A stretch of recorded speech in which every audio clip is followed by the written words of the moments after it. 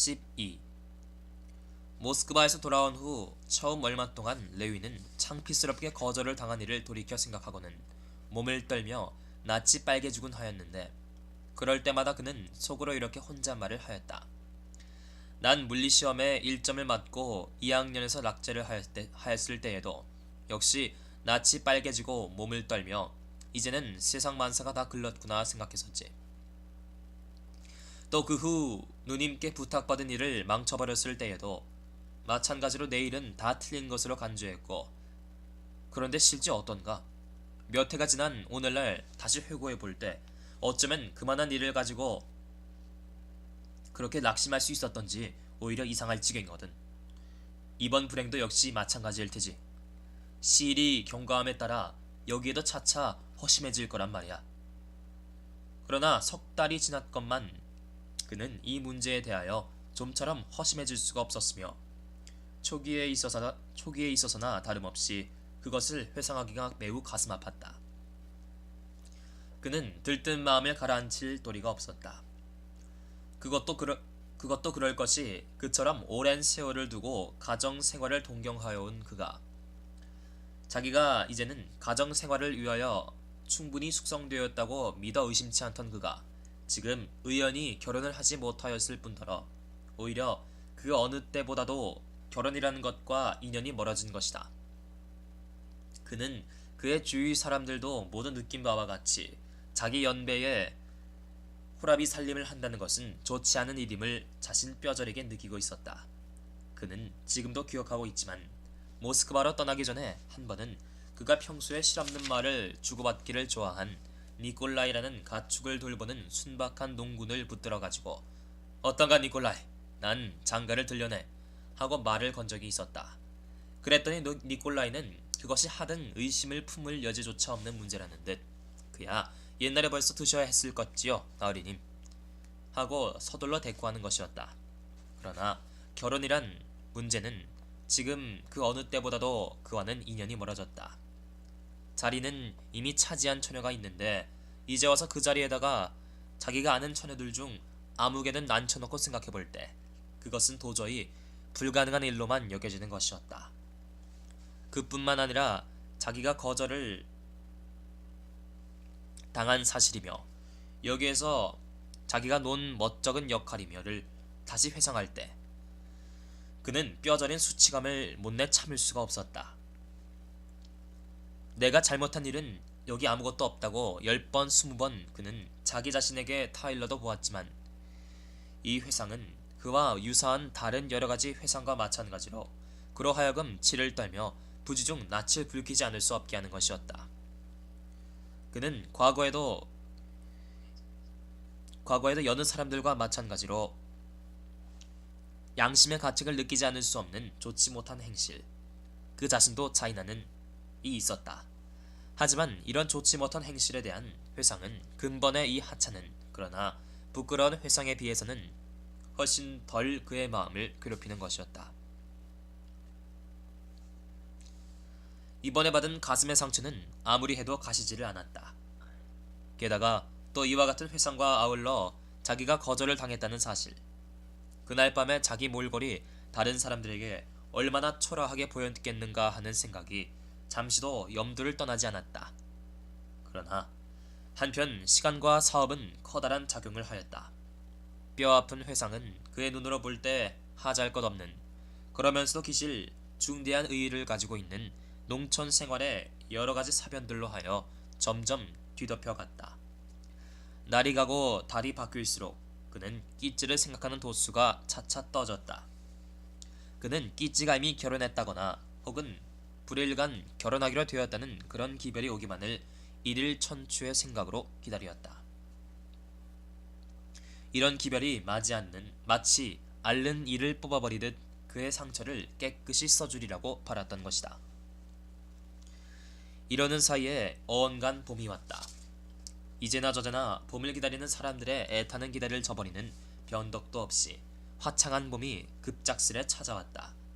삼라만상이 한결같이 즐겨 맞이하는 예년의 보기 드문 아름다운 봄이었다. 이 화창한 봄은 1층 더 레윤에게 자극을 주었으며 모든 과거를 뿌리치고 자기의 고독한 생활을 굳건히 독자적으로 영위해 나가려는 그의 결의를 확고히 하여 주었다. 그가 시골로 내려오는 길에 수립한 여러 가지 계획은 아직 대부분의 실행을 보지 못했지만, 그러나 제일 중요한 것, 즉 생활의 순결성만은 간직하여 왔다. 그는 무슨 실패를 한 뒤에는 의뢰의 그를 괴롭히고 나던 그런 수치감을 이미 느끼지 않게 되었으며, 떳떳하게 사람들의 얼굴을 마주 대할 수가 있었다. 이보다 앞서 2월에 그는 마리아 니콜라이에브나에게서 작은 역의 건강이 점점 악화되어 가는데 아무리 해도 치료를 받으려 하지 않는다는 사연이 적힌 편지를 받았다. 이 편지를 받아보자 곧 레위는 모스크바로 작은 형을 찾아 올라가서 그를 달래어 의사의 진찰을 받고 외국의 약수터로 전지 요양을 떠나보내기로 하였다. 그는 또한 형의 기분을 해하지 않고 자기에게서 여비를 취하도록 매우 순순히 승낙을 얻었다. 그래 이 문제에 있어서는 스스로 마음이 흡족하였다. 봄철에 들어 각별한 관심을 요하는 농사일과 독서 이외에 레위는 또한 지난 겨울부터 농사에 관한 저술을 시작한 것이 있었다. 그 저술의 주안점은 농사에 있어서는 일하는 사람의 성격이 기후나 토지와 마찬가지로 절대적인 요소로 인정되어야 한다는 것. 따라서 농사에 관한 모든 학설은 단지 토지와 기후의 두 개 요소뿐이 아니라 토지와 기후와 또한 일하는 사람의 고정불변한 성격이라는 3개 요소로부터 도출되어야 한다는 것. 이 두 가지 점에 있었다. 이리하여 자기의 고독한 처지에도 불구하고, 아니 바로 이런 고독한 처지로 말미암아 그의 생활은 비상이 넘쳐 흐르고 있었다. 다만 그는 자기 뇌리에 떠오르는 여러 가지 상념을 늙은 유모 아가피아 미하일로브나 이외에 딴 사람에게 털어놓고 싶어도 그럴 상대가 없어 울적한 기분에 휩싸이는 일이 간혹 있었다. 학위는 유모와 더불어 물리학이며 농학리론이며 더욱이 철학상의 문제들을 논하게 되는 일도 드물지 않았지만, 철학은 아가피아 미하일노브나가 유달리 좋아하는 학문이었다. 봄은 좀채로 활짝 피어나진 않았다. 대재개의 마지막 몇 주일은 청명한 맵짠 날씨가 계속되었다. 낮에는 내려쪼이는 햇볕에 눈이 녹아드는 듯 하다가도 밤이면 영하 7도까지 내려가곤 하였다. 녹았던 눈껍질은 다시 단단히 얼어붙어 길도 없는 눈벌로 짐스레를 몰고 다녀야 하였다. 부활제에는 아직 눈이 강산같이 쌓여 있었다. 그러던 것이 성주의 다음 날에는 갑자기 후더운 바람이 불며 비구름이 모여들더니 밤낮 사흘 동안을 내쳐 훈훈한 비가 억수로 퍼부었다. 목요일이 되자 바람은 자고 마치 자연의 품속에서 이루어지는 신비로운 조화를 감싸주기라도 하는 듯 뿌연 짙은 안개가 내리덮이었다. 안개 속에서 물은 넘쳐 흐르고 얼음판이 갈라져 움직이기 시작하고 부글부글 끓어오르는 흐린 강물이 손살같이 내달렸다. 그리고 크라스나야 고르카 부활절 후의 첫 주일에는 저녁부터 안개가 흩어지기 시작하고 비구름이 뭉청뭉청 끊어져 나가더니 하늘이 말끔히 개이고 드디어 진짜 봄이 자취를 나타내었다. 날이 새자 장글장글한 눈부신 태양이 솟아올라 물 위에 덮여있던 얇은 얼음장을 삽시간에 삼켜버렸다. 훈훈한 대기는 다시 소생한 대지에서 자욱이 피어오르는 아지랑이에 흔들리는 듯 하였다. 지난해의 묵은 풀도 바늘처럼 뾰족뾰족 싹이 돋기 시작한 해풀도 모두 파릇파릇 봄빛을 띠었으며 닷골풀, 흑달기, 풀기 있는 알콜 본나무에 눈이 트고 황금빛 일색으로 단장된 버드나무 가지에는 제 세상을 만난 부지런한 꿀벌이 한 마리 붕붕거리며 감돌고 있었다. 비로도를 깔아놓은 듯 실록에 덮인 들판과 얼음이 풀리지 않은 논밭을 내려다보는 까마득한 중천에는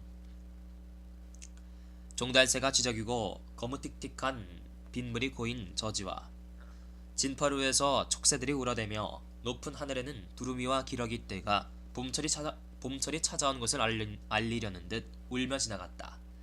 박목장에서는 털이 빠진 채 아직 군데군데 털이 갈리지 못한 가축들이 영각을 울리고 다리가 구부러진 새끼양들이 털을 깎이우며 매매거리는 어미양들 주위에서 뛰놀고 발걸음 잰 아이들은 맨발 벗은 발자국이 남아있는 마른 좁다른 길로 다름박질하고 못가에서는 무명을 바래는 아낙네들의 흥겨운 목소리가 들리고 집집마다 연장이며 썰애를 손질하는 농군들의 도끼 소리가 요란스럽게 울리었다.